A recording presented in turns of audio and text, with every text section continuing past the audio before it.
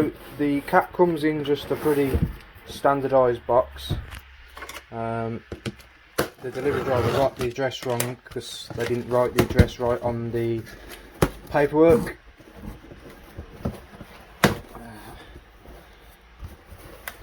There's not much frills with this kit from the looks of it. It's just, well, it is cheap.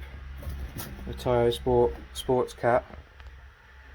I was surprised how light it was. That's one thing I did note. And here you go, in a sealed bag. Got my jack potatoes from the shop.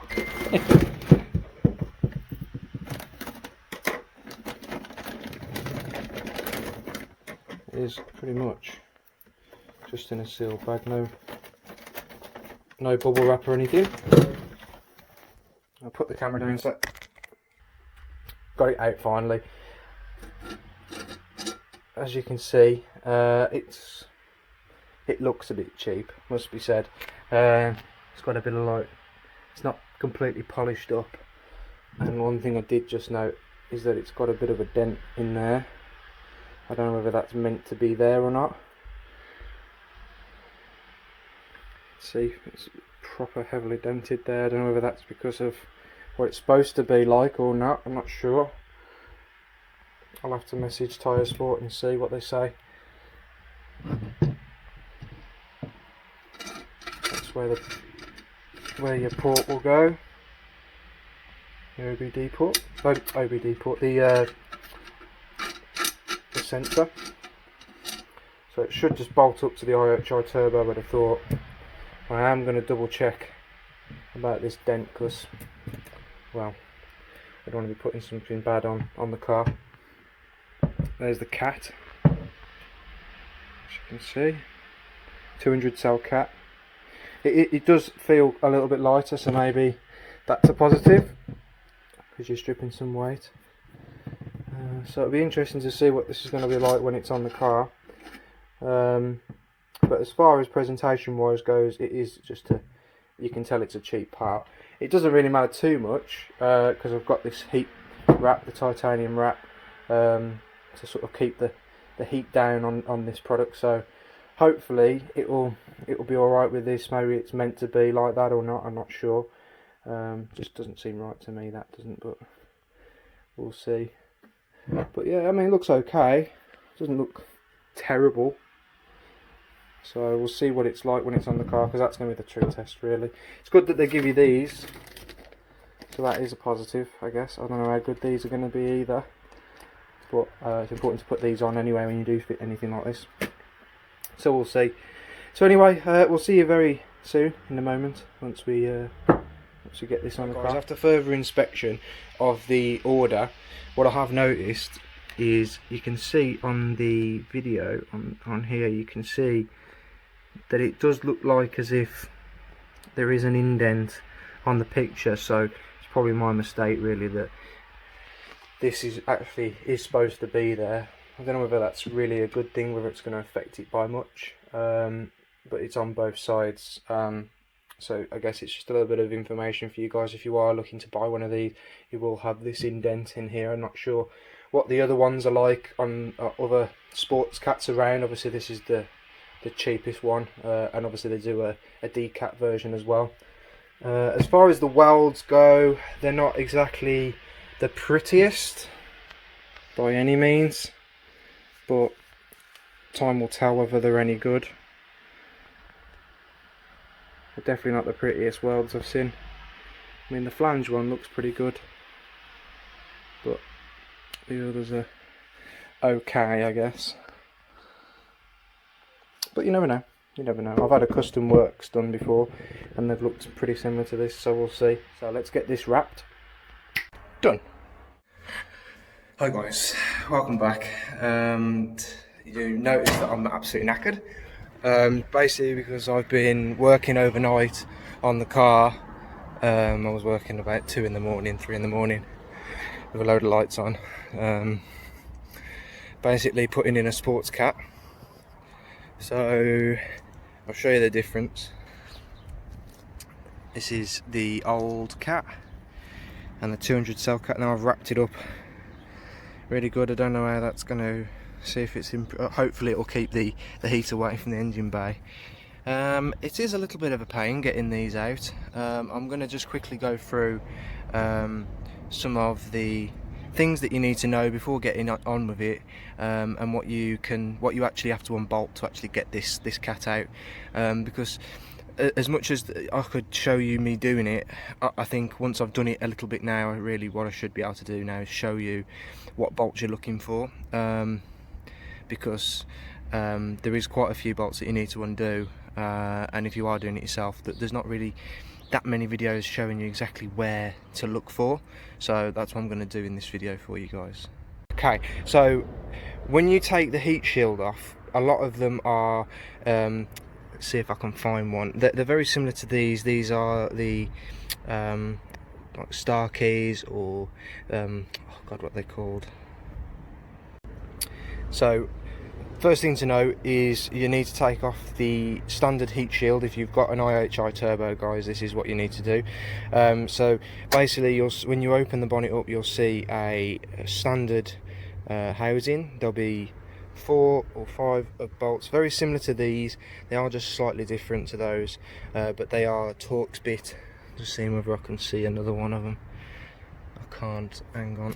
Okay guys, so first thing you do when you actually come to the bonnet is you're going to need to undo the these Torx bit ones. They're a bit strange looking, but they go on the top shield, this top shield here that I've already released. You need to remove this. Now mine has cracked there, so I never needed to release this bolt, but you might have to release that bolt if your car is newer than mine.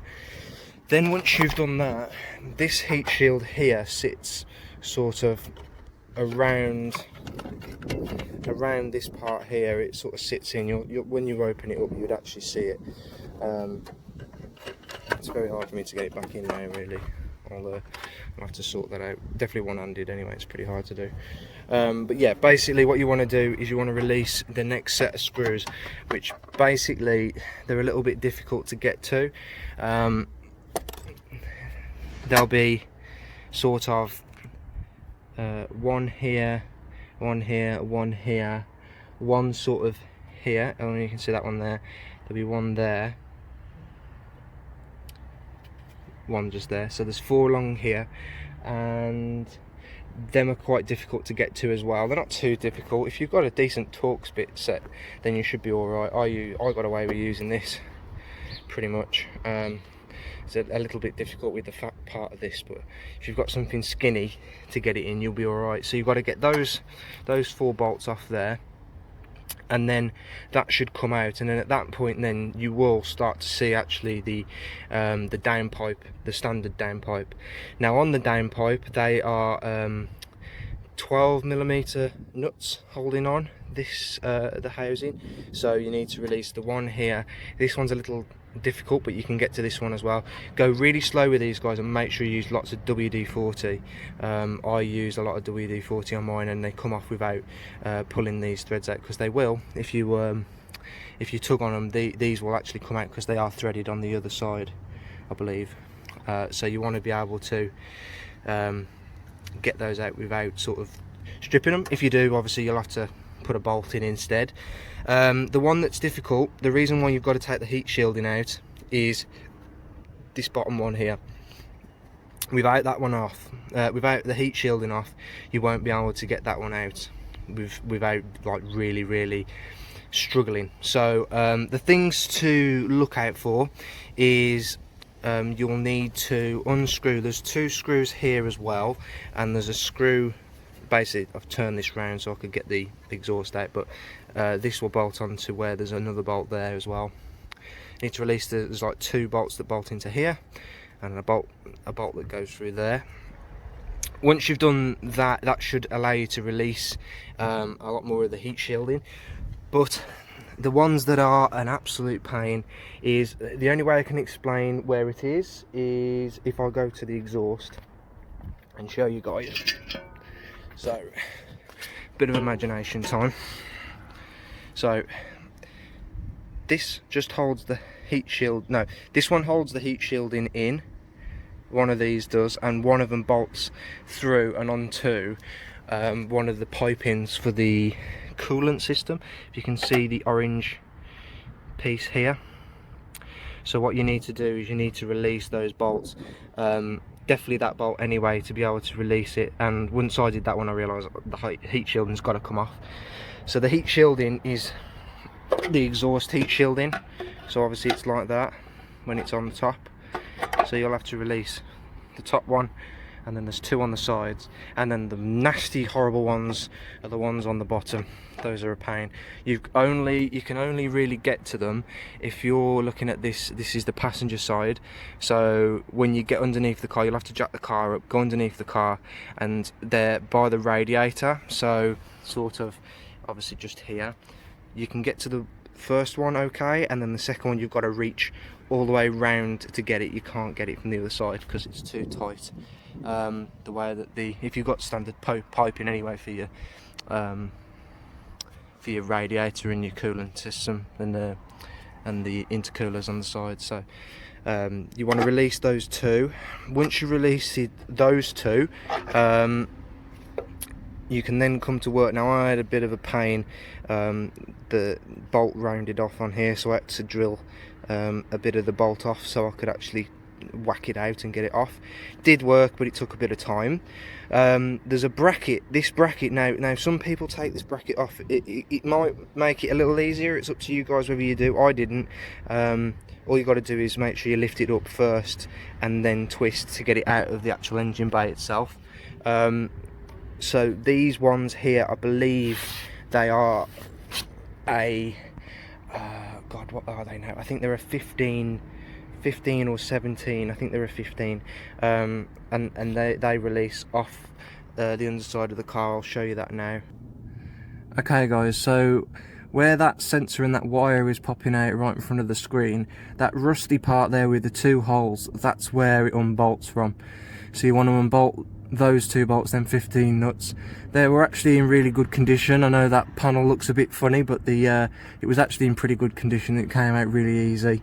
And then obviously you've got the two bolts of the downpipe going into the rest of the exhaust just there as well, so you've got to release those. Those are what gave me trouble. I had one strip on me and the other one rounded, so it took me a while to get them out, but I did get them out in the end. I would recommend probably putting some WD on, leaving it overnight and then coming back to it, but even then I'd be prepared for them to be pretty shoddy because of basically how much corrosion you get at the front of the front of these little cars. So so yeah, that's basically what you've got to try and do, guys, is you want to release those bolts there and then those two bolts there. Now if you don't have any problems with the bolt stripping, it is actually pretty quick. It took me ages because of that problem. That's why I haven't filmed me taking it apart and everything. I started doing it, as you see in the start, of me wrapping the exhaust and doing a little review on the exhaust. My plans were to do a time lapse and everything and show you guys exactly what was going on, but when I started having issues, I just thought, look, let's get it out and then we can carry on with the video, because I can really explain everything as well with the exhaust out. If there is any questions you guys have, then just let me know, because it is a little bit of a difficult task when you're doing it on a driveway. I mean, I'm doing it and I've got not that much like room off the floor, so it was quite difficult, but I did it. One thing that will help you out as well is having a large bar. Now it's a bit of a hack, but we had an old wardrobe, and you can see just there, that's the rail for the old wardrobe. I used that on a wrench and it got the O2 sensor out really nice and easy without really sort of trying to round anything off or anything like that. And it did help as well with a few of the bolts on the sort of turbo housing to the downpipe. So something like that is probably recommended as well, guys. Different lengths of pipe would help, definitely, just to give you a bit of leverage. So yeah, we are now going to try and get this Toyosport into the car. I just hope it sounds all right now, guys, when it goes in. I know it's cheap, but I really wanted to do a bit of a review on it, considering that it's cheap. you know, people have had down like the decats off it. It's not particularly the best welding, but it's not too bad. One thing to note though is the wrap stuff is evil. Evil. Don't do it anywhere indoors, do it outdoors, do it with gloves on, because it is just like fiberglass. It's horrible stuff, horrible stuff. Can't recommend enough doing it somewhere that is not indoors, because it gets absolutely everywhere, and it is itchy as hell. It is really itchy. I was doing fiberglass literally all the way through lockdown, and that stuff is way worse. It gets everywhere, and even in my fingers now it is still stuck in my fingers, hence why I'm wearing gloves now, because I didn't when I started doing it. So yeah, let's get this downpipe in the actual car, because that's me rambling on. There is no more bolts after that, guys, anyway, once you actually do that. The heat shielding is a little difficult to get out. It takes a bit of fandangling, a bit of wiggling around. The top two pieces take minutes to get out. So yeah, let's get going. One thing that is good is that they do give you a spare gasket, which is good. One of these, so that's good. At least they give you a gasket with the kit. I know it's cheap, and they give you one for the bottom as well. So what we want to do now is, I've just took the gasket off, and the gasket is off the bottom one, so we just got to try and dangle it in now somehow. I did actually, sirens, I did actually put the O2 sensor just back in just a second ago, so at least that's in now. I just used the wrench to get it out of that one, and then I've put it back into that one now. So let's get these guys open and put these onto the turbo side, so they sit on the brackets just here, well, on the studs. One thing as well, guys, is I've just put this in. That's gone in. That's nice. One thing you will need is some bolts for the lower part, and if you do strip any of these, then you're going to need bolts for those. But I'm going to need to go down to the shops in a minute and go and get some bolts. So we've got Hayley's car over there. I'm going to go and get some bolts to replace the studs that were on these ones here. So they've got to fit this turbo, so this exhaust. So we've got to try and get some bolts from down the road. My mate's down the road. So yeah, we'll be back in a moment. So as you can see, I've got now the exhaust is now bolted in. So pretty simple. Once you've got the O2 sensor back in, you just have to route it back up and plug it back in. That's in now, and I've bolted these up, and what I've used is some exhaust paste to basically just make sure that the seal is okay. So I've sealed that up, and then the two bolts down the bottom are also tightened up as well. So we are completely finished really now. I've put everything back where it needs to be, and that's it really. The bolts they used, they are a 13mm socket, and you just need to make sure they're long enough really to go through the two sides. So yeah, it cost me about £1 or £1.95 I think, and then the sealant I think cost me around £3 or £4, so not too bad, not too expensive, and pretty easy to get done yourself. I just smeared it on the gasket. You can just about see where I've just rubbed this off, but I just rubbed it all over the gasket and then fitted it up to it. Just make sure you do it pretty quick because it does set. So this is something that a lot of people have struggled with apparently, is when bolting these up, you need to put an exhaust paste on, because a lot of times it leaks here. Definitely when they do the TDO4s, a lot of people struggle with leaking, so it's important to put that on straight away. And yeah, so it's ready now to be started. We're going to do that in part 2, so stay with me, and we get to hear what this sounds like.